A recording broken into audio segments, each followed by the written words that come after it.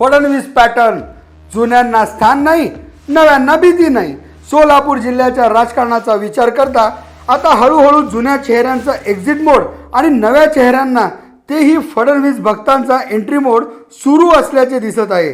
त्यामुळे फडणवीस साहेबांकडून जिल्ह्याचे राजकारणाचे चित्र नव्याने रेखाटले जाणार आहे आणि यासाठीच 2 देशमुखांना मंत्रिपदापासून दूर ठेवण्यात आले होते असेही बोलले जात आहे. तसेच याकरिता राम सातपुते आणि विशेष जबाबदारी म्हणून माननीय पालकमंत्री महोदयांना दिली गेल्याचेही राजकीय कट्ट्यावरून चर्चा होत असतात. परिणामी सलग 5 वेळा आमदार होणाऱ्या आणि सलग 3 वेळा आमदार व एकदा खासदार होणाऱ्या 2 देशमुखांनाही मंत्रिपदाला मुकावे लागले आणि ज्या सोलापूर जिल्ह्याने भाजपाला ऐतिहासिक साथ दिली त्या सोलापूरला पर जिल्ह्यातील पालकमंत्री मिळाले. जुन्या जाणकारांच्या मते या फडणवीस पॅटर्नमध्ये जुन्यांना स्थान नाही तर नव्यांना विरोधाची भीती नाही.